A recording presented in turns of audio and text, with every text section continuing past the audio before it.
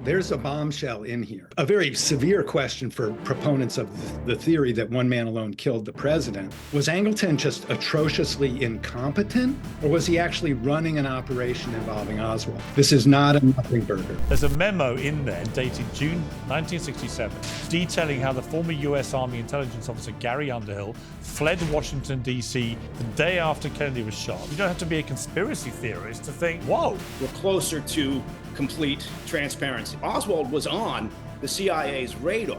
I have a deep distrust of the FBI. Even after the president says there'll be no redactions, they still get redactions. That's a testament to the entrenched power of the CIA. And that can only fuel the conspiracy theory. I was in the same exact cell that Jeffrey Epstein was in. There is no way that man could have committed suicide. 100% it's a cover-up. I imagine you're fairly proficient with firearms, Michael. President Trump's order to unseal the files on a slew of scandals has won plaudits as well as criticism, including from his MAGA base. The botched release of the so-called Epstein files, handed redacted and incomplete to conservative influencers, satisfied nobody. And the same may now be said of the JFK files, albeit for different reasons. Authorities have released thousands of documents previously withheld for national security reasons on the assassination of President Kennedy.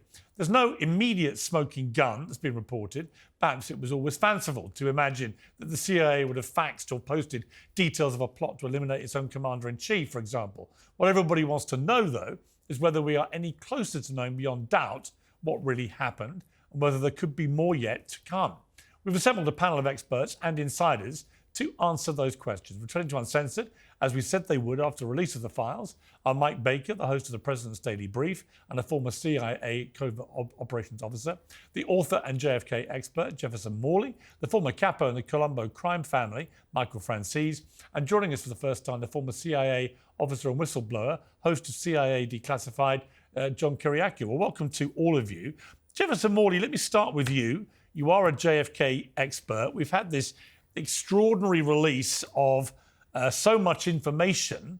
I don't know how much you've had a chance to actually go through yourself or read about or take in, but what is your sort of current overview about the significance of it?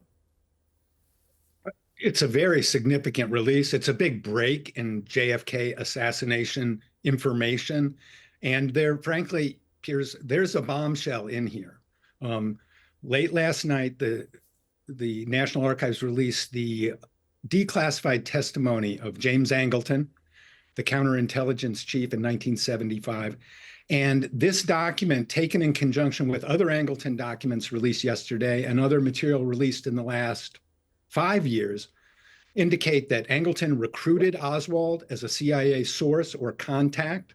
That's the phrase that's used in the document. That he monitored Oswald's movements, political contacts, and personal life for 4 years, that he had a 180-page file on Oswald on his desk when the president left for Dallas. So what this raises is the question, a very severe question for proponents of the theory that one man alone killed the president. Was Angleton just atrociously incompetent? Or was he actually running an operation involving Oswald? I think it's the latter, and there's a document in the JFK collection which has not been released yet, which will decide that and will show whether I'm right or wrong. So this is a big breakthrough. There's definitely a bombshell. People who say there's a nothing burger in here are just unfamiliar with the Angleton documents that have just become public. Okay, this is not a nothing burger. Mike Baker, obviously former CIA yourself. I mean, your response to what Jefferson just said? Yeah, I would, and John may have a different view on this, having also been at the agency, but I would vote for incompetent when it came to Angleton. And look, we've talked about this before, Piers. Yeah. I think the importance of this, okay, first of all, the importance is we're closer to complete transparency. I don't think we're there yet, right? I think there's still some court-sealed documents. I think there's redactions in here. So it's going to take time, documents that haven't been digitized. But I think that the big thing here is going to be, yes, Oswald was on the CIA's radar, right? Was he listed as a source? Well, he lived in Russia, right? He was clearly a self-described Marxist. He had been over there for a period of time. He came back. He had been down to Mexico visiting the Cuban and Russian embassies. Of course, he's going to be on the agency's radar for a period of time.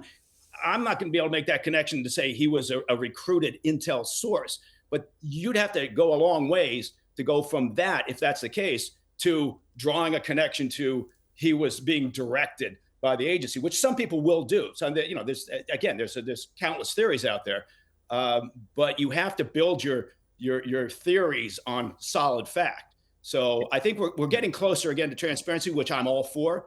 But again, I would caution people to think that we're there. Well, let me go to the other former CIA officer on our panel, a whistleblower indeed, John Kiriakou. Welcome to Uncensored. Look, Thank you. People just want to know, were the CIA involved in this? And do we know any more about that suggestion from the release of these files? Well, first, I'd like to say that I agree with both Mike and Jeff. I think that we are closer to the truth. We're not there yet, but recruitment has a very specific meaning at the CIA, and I'm not convinced yet that Oswald was a recruited asset. He may have been, but we're not quite there yet. I think that this Underhill memo is very interesting too.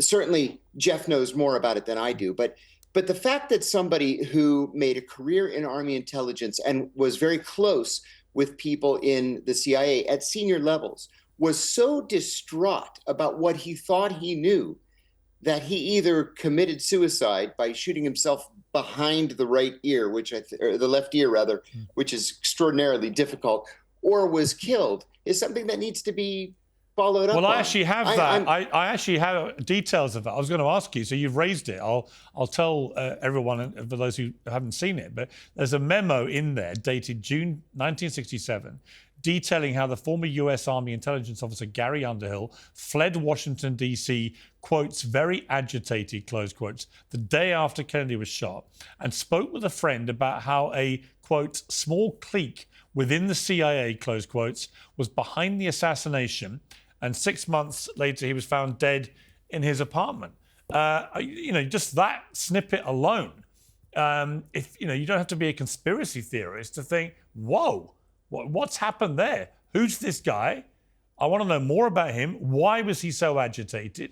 What had he been told? Why did he apparently take his life? I mean, these are, if we don't get the answers, at the very least right there is enough of information, I would say, to get a lot of people running around. Yeah. Yeah, agreed. And it's one of those questions that we don't yet have the answer to. Although I will say that it is consistent with what so many people, including Oliver Stone, have said over the years, that while the Kennedy assassination was likely not a CIA plot, that there may have been elements within the CIA who were so angry with Kennedy over his failure to call for air cover during the Bay of Pigs, for example, or as this memo implies, or not even implies, but comes out and says, the CIA or elements of the CIA may have been involved in some kind of criminal activity. It bears investigation. Yeah. Michael Francis, welcome back to Uncensored. Always good to have you. One of the files includes a memo from the CIA's St. Petersburg station dated November 20th, 1991, which said the KGB, a former security agency for the Soviet Union, watched JFK's assassin Lee Harvey Oswald closely, and they commented on his marksmanship and said he was a poor shot when he tried target firing in the USSR as it was then. Again, a really fascinating bit of information, because if he was a poor shot, how did he manage to pull off the extraordinary accuracy of 3 bullets, 2 of which killed John F. Kennedy? The IRS is the biggest collection agency in the world, and with April the 15th now fast approaching, it's more aggressive than ever. Enforcement has ramped up in 2025, and if you owe back taxes or have unfiled returns, waiting is not an option. The longer you do, the worse it gets. April 15th marks another tax year that has passed you by. The smart move is to get ahead, but never contact the IRS alone. Let the experts at Tax Network USA handle this for you. Why? Well, not all tax resolution companies are the same. Tax Network USA has a preferred direct line to the IRS, meaning they know exactly which agents to deal with and which to avoid. They have proven strategies to settle tax problems in your favor, whether you owe $10,000 or $10 million. Tax Network USA's attorneys and negotiators have already resolved over $1 billion in tax debt. You can talk to one of their strategists today. It's free. Stop the threatening letters. Stop looking over your shoulder. Protect yourself from property seizures and bank levies. Don't let the IRS control your future. Call 1-800-958-1000 or visit tnusa.com/Piers. That's Piers. April 15th is upon us. Act now before the IRS does it first. Call 1-800-958-1000 or visit tnusa.com/Piers. Well, Pierce, I can only say this, and I've been saying this consistently over the past 25, 30 years that I've been in the know on this. And that is, I heard my entire life from 1963 on that the mob was involved in this hit. I've heard it from the right kind of people. There's no question that everybody in that life hated the Kennedys, specifically Robert Kennedy and Joe Kennedy, because a deal was cut during the presidential election with Kennedy and Nixon that the White House, the Department of Justice would lay off of the mob, and Robert Kennedy did just the opposite. And from what I was told, somebody in government, I don't know who it was, most likely I would say the CIA, since this would have been the third time that the CIA approached the mob for help. They did it in World War II. They did it again when they wanted to assassinate Castro. These are facts. They came again, and for some reason, Lee Harvey Oswald needed to be silenced, and they came to us, and we were more than happy to oblige them in that regard. Jack Ruby, who 100% was a mob associate, going back to the days of Capone and Accardo in Chicago, and then Carlos Marcello in New Orleans, and also his connections in Dallas. He was the one designated to silence Oswald. I've heard that consistently my whole life from the right people in the know. There's no reason for them to brag about this. Normally, they wouldn't say anything when they're involved in a hit. But I've heard this from my father, who was the underboss at that time, to Joe Colombo and to others involved. There was consistent knowledge within our life. So, and I said this before, Pierce, if they try to downplay Jack Ruby's role and say that he wasn't associated with the mob in any of these confidential classified documents, then I wouldn't believe much of what's stated in there, because he 100% was, and that was common knowledge. Well, before I go to Jefferson there, just to respond to that, on that specific point about his shooting capability, I imagine you're fairly proficient with firearms, Michael. To actually shoot somebody in a moving car from where Lee Harvey Oswald was, I would imagine takes a pretty high level of proficiency. So would you think it's significant, if the Russians have been watching him, that his target practice was way off? Yeah, I think. I would think that. Sorry, that was for Michael Francis. I'll come back to you, Mike. One second. Sure. Yeah, I agree with that. You have to be very proficient to shoot somebody, to shoot a moving target like that. So I think that's a correct observation. Okay, Mike, you wanted to say something on that? Yeah, look, first of all, I think I may be mistaken on this. I think Oswald had his marksman badge, which, you can either, consider important or not, depending on the qualification standards that you set. But I've been down there and spent a fair amount of time at the plaza and up in the book depository, looking and recreating that shot. It's not a difficult shot. I've talked about this before. You had, the wind was not a factor. It was a very clear day. He'd recce'd the site well before the vehicle's moving in line with you. It's an open top vehicle. From a shooter's perspective, that's not a tough shot. Again, I'm not drawing any conclusions from it. I'm just saying from an operational perspective, not a difficult shot. Okay, Jefferson, on the mob point, that Mike has been very steadfast about this, that clearly it was openly known and discussed in mob circles that Jack Ruby was acting on their behalf, and this was a revenge against Bobby Kennedy. who had, in their eyes, betrayed them. Is there anything that you've seen so far in the files concerning the mob generally? I have not searched for organized crime. One of the problems is that the archives did not make these documents searchable. So you really have to go through them one by one. And I have not seen organized crime material in there. But I think Michael's absolutely right that that is the organized crime component of Kennedy's assassination, the elimination of the chief witness. I want to go back to one thing, though, that that John said before. You know, we talk about this atmosphere. What we've learned over the years is that the story of a lone gunman, some crazy guy who came out of nowhere and no one knew anything about him, that, you know, that's just not true. Okay. And when I say Angleton recruited Oswald as a source or contact, that's not an inference of mine. I'm quoting from a document where Angleton describes what was the criteria for putting somebody on his mail surveillance program. And he says in this newly declassified document, the sole purpose was to see if that person could be recruited as a source or contact. So that shows that the most likely explanation for Angleton taking an interest in Oswald in 1959 was to recruit him as a source or contact. And the fact that he then maintained surveillance of Oswald for the next 4 years supports that. So, you know, what was going on here? Angleton was running a counterintelligence operation involving Oswald. And I think that's what we're going to learn if we get all of the JFK documents. He wasn't just watching him and being incompetent. He was running an operation and being very competent because that operation is still secret. There are lots of other CIA-related bits and pieces throughout the files.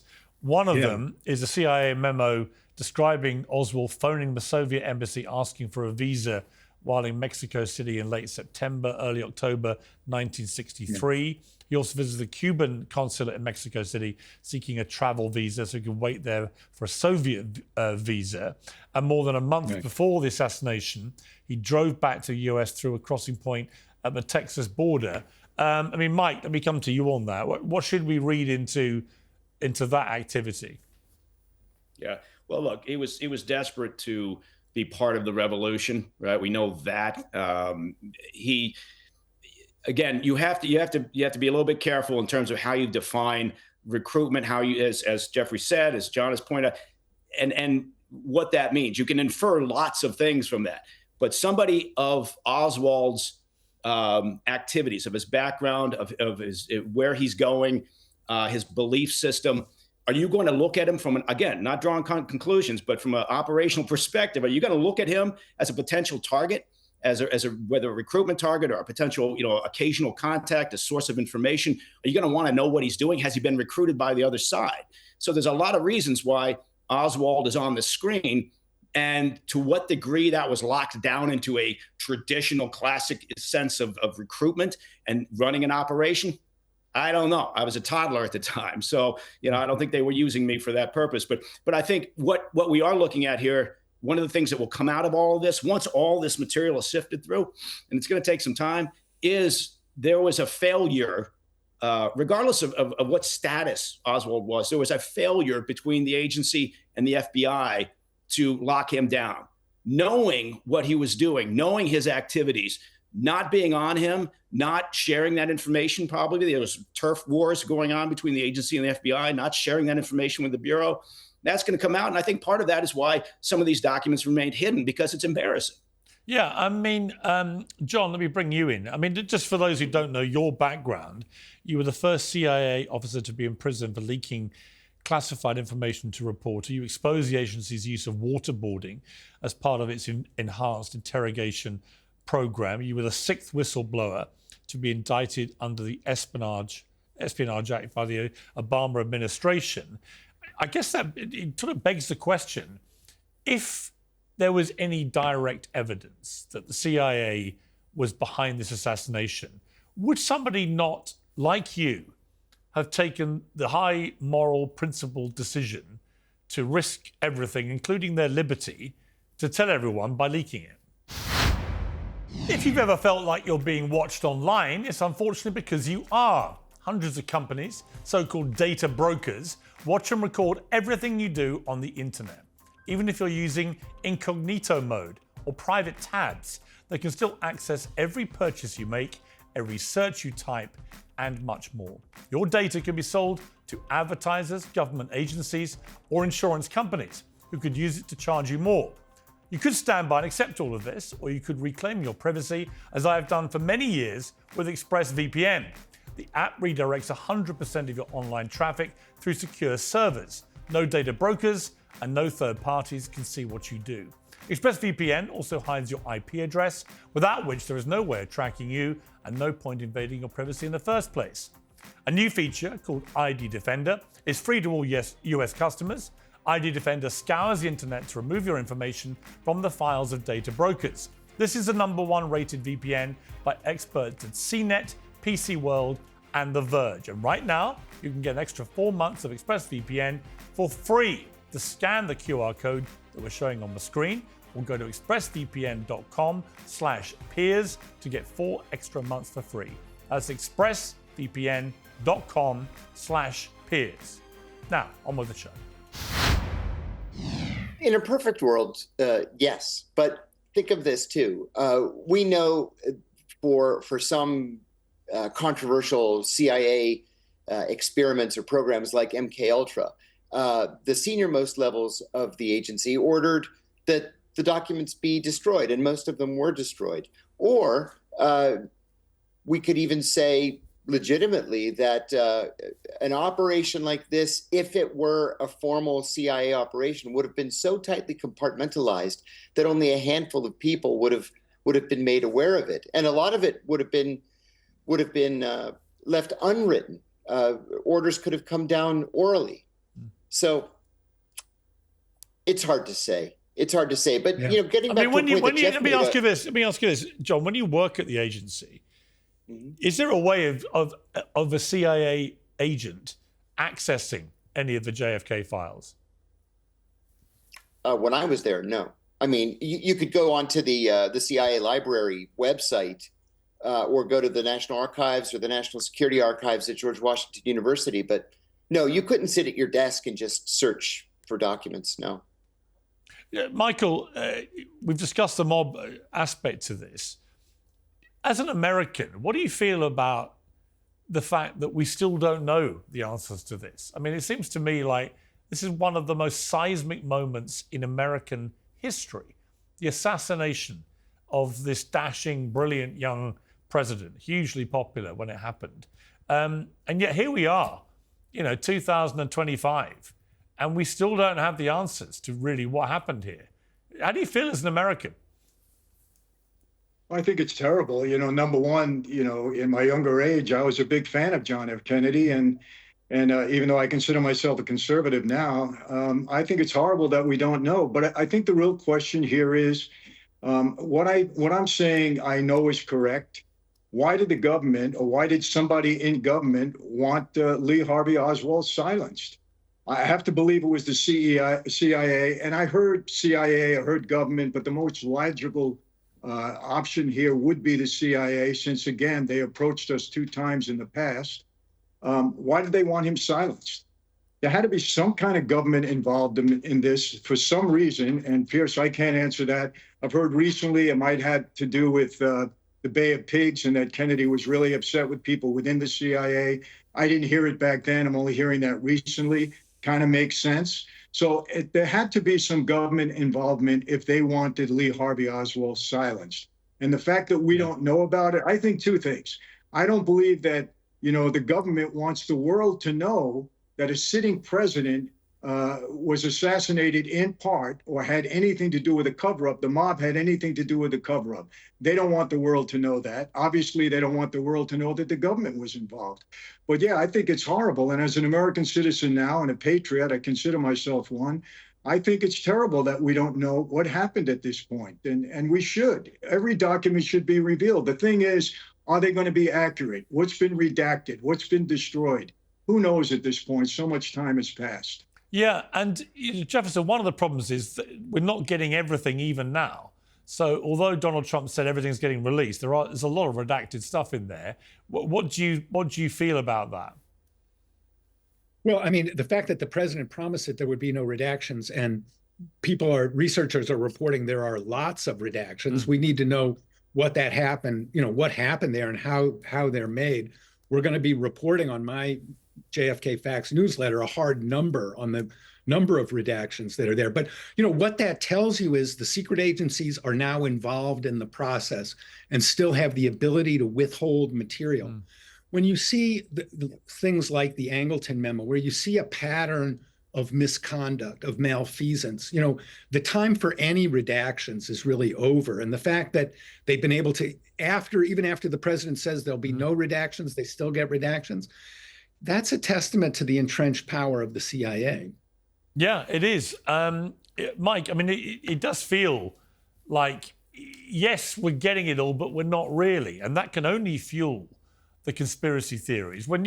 Again, we haven't read everything. It's impossible. No one could have got through everything so far. But from the stuff that you've gleaned so far, what else has caught your eye? Well, John referenced and you talked about the Underhill memo. It's very interesting. I've looked at Underhill and look, there's a pattern of people, dying in the wake of the assassination in a relatively short period of time, which also fuels a lot of thought and theory. But I think that part of the problem is the longer they take, right? And the bizarre part of this is it seems like the agencies, the variety of them, it's not just the CIA, but a variety of agencies that may have held documents, they all seem like they were shocked and surprised on Monday, when the president said it would be released on the next day. And they've had time to work on this. They should, but I do get the impression they were on the giddy up now, and it's messy. As was pointed out, a lot of this is not digitized yet, so we've still got documents that have to be searched through by hand. A lot of it is just unreadable. Some of it's still redacted, and that's all, to your point, Piers. That's all going to continue this. No matter, once we get 100% out there, even with surety, it's not going to stop, right? We're still going to have these conspiracy theories, if you want to call them that. We're still going to have alternative ideas as to what happened, because, again, to your point, it was so impactful. It was such an emotive moment. Nobody wants to imagine that it came down to one individual sitting up there with a rifle in the book depository. It doesn't make sense. There's so much, so impactful. Right. I mean, there's so much other murky stuff surrounding Oswald that seems the least likely scenario to me, just from everything I've read. It's like, if this guy's got all this in his back catalogue, the idea this is just a random lone guy and there's nobody else with their tentacles into him, it just seems very implausible. That's the view from across the pond, chaps. Thank you, Piers. Let me bring John back in here, because one of the theories was Lee Harvey Oswald a KGB agent? It looks like from the memos that have come out so far in the files, the CIA doesn't think that's the case. A 1991 memo from the CIA cites a former KGB agent named Nikonov, we talked about him earlier, I think, who was tasked to determine whether Lee Harvey Oswald was a member of the Soviet Union's secret police. After trawling through 5 thick files on the assassination, Nikonov cast doubt that Oswald was a KGB recruit.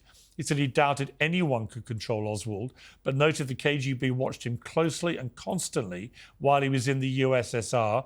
Oswald, of course, defected to the Soviet Union in 1959. He lived in Minsk before returning to the US with a wife and baby in 1962. And there's another relating memo, again, relating to Nikonov, who commented that Lee Harvey Oswald had a stormy relationship with his Soviet wife, who wrote him incessantly. The President's Commission of the Assassination of President John F. Kennedy in September 1964 also commented on the couple's tumultuous relationship. So 2 things going on there, where the KGB were watching him. He's living in Russia. He's got a stormy relationship with his wife. There's a lot going on in the life of Lee Harvey Oswald, isn't there? Oh, indeed. In fact, we know from earlier releases and from releases that came from the KGB upon the fall of the Soviet Union that Oswald was very unhappy in Minsk. He was assigned to work on the production line in a radio factory. The weather was bad. It was cold all the time. It wasn't what it was all cracked up to be, and at least in his mind. He was there for 4 years. He really didn't like it. He didn't like his wife's friends. They didn't seem to like him. And then after 4 years, he decided to go back. Well, we know that the KGB was watching him the entire time that he was in Minsk, and they really had trouble figuring out, who is this guy and what does he want here? And then in the end, they just concluded that he was a malcontent. He may have been mentally ill, not terribly mentally ill, but enough to function. You know, he was sane enough that he could function in daily life. He just didn't like living there and finally decided to go back. And John, just staying with you for a moment, I know you've said you believe the Martin Luther King files, which we haven't seen at all yet, are more explosive than people may think. Why do you believe that? I have a deep distrust of the FBI, and you know, the official story that James Earl Ray, who had a long history of alcoholism, we're supposed to believe that he stood for as long as 12 hours with a rifle in a communal bathroom in a flop house a block away from the Lorraine Motel, and just waited for Martin Luther King to come out of his room, and then with one shot was able to kill him and then make an escape. It's just not a believable scenario to me. Even Martin Luther King's eldest son said publicly many times that he just simply didn't believe that James Earl Ray killed his father. And you know that we know that the FBI a couple of years earlier had tried to get Martin Luther King to commit suicide. That didn't work. They were worried about the Black Messiah. There were too many unanswered questions surrounding the killing of Martin Luther King, and the official story, it just doesn't sit right in my mind. And Michael Francis, we've also got the Epstein files, which turned into a bit of a farce. We were told we were going to get them all. A lot of conservative influencers raced down and were handed the dossier, and it was a big nothing burger in the end. Attorney General Pam Bondi says she's received a truckload of unreleased documents relating to it, but we don't know when these are going to be released.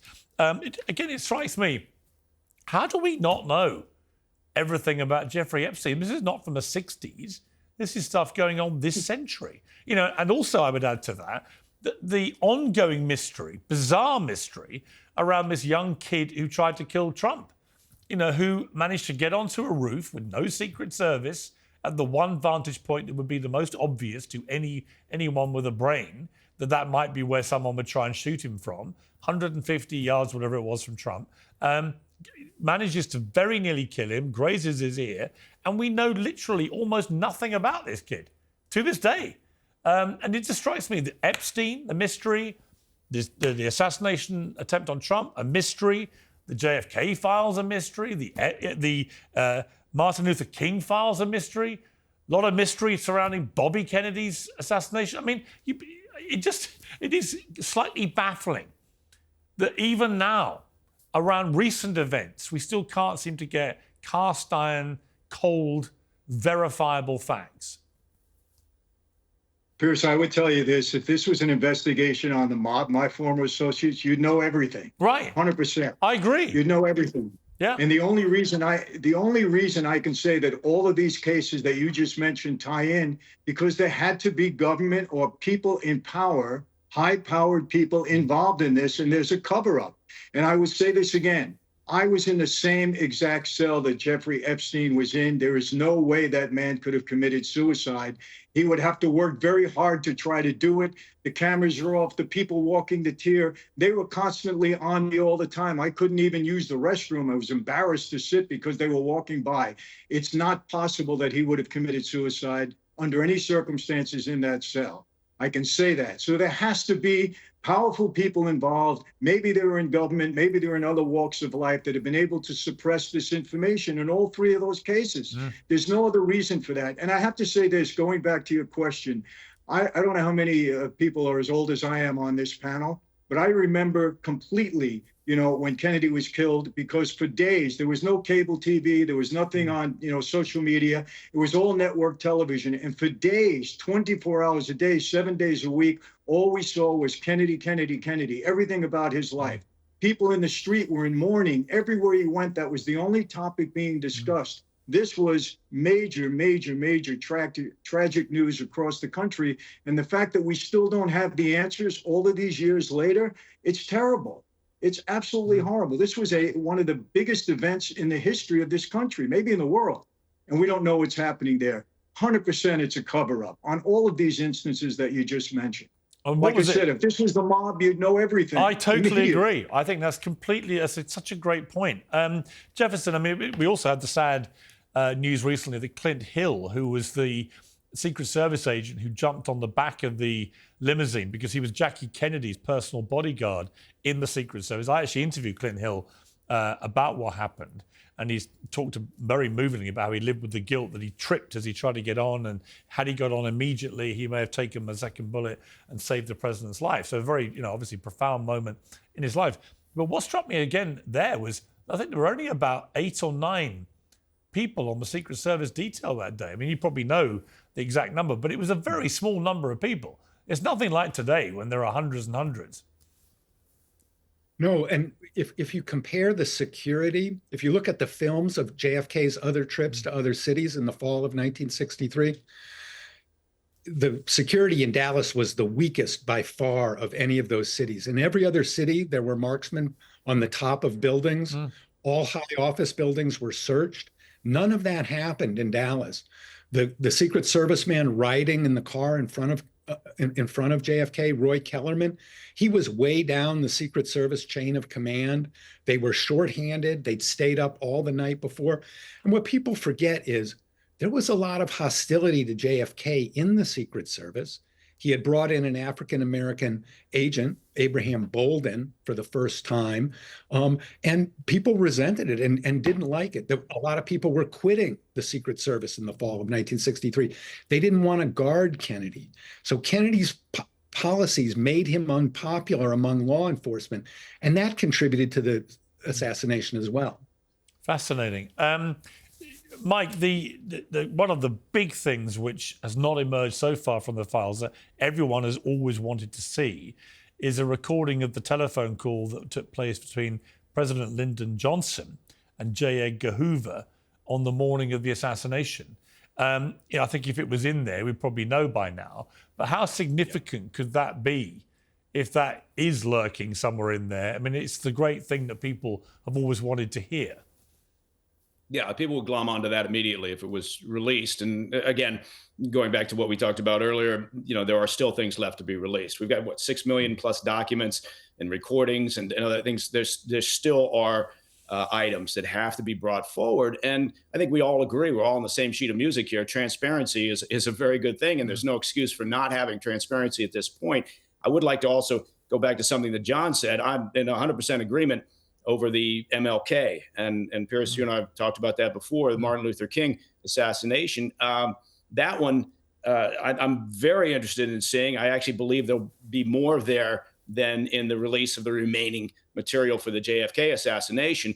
That one doesn't make any sense in a number of ways, right? And the fact that James Earl Ray, who was as he said, an alcoholic, but also just a bad, petty thief, right? He couldn't keep himself out of jail.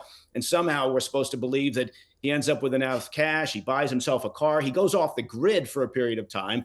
He resurfaces looking like a college professor, right? And then he ends up overseas. There's too many questions there. So, again, I can't make those connections yet because we haven't seen the material, but who knows when that's coming out, because this process is taking too long. It is taking too long. And, I said we'd get you guys back after we were talking about the files maybe being released.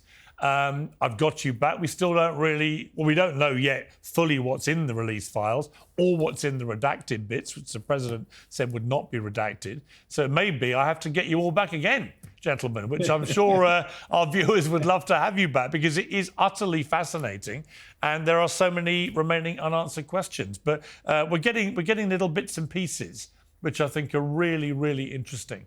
And I think it's well worth following this and see where it all ends up. So thank you to my panel. I appreciate it. Thank you, Piers. Thank you, Piers. Piers Morgan Uncensored is proudly independent. The only boss around here is me. If you enjoy our show, we ask for only one simple thing. Hit subscribe on YouTube and follow Piers Morgan Uncensored on Spotify and Apple Podcasts. And in return, we will continue our mission to inform, irritate and entertain. And we'll do it all for free. Independent, uncensored media has never been more critical, and we couldn't do it without you.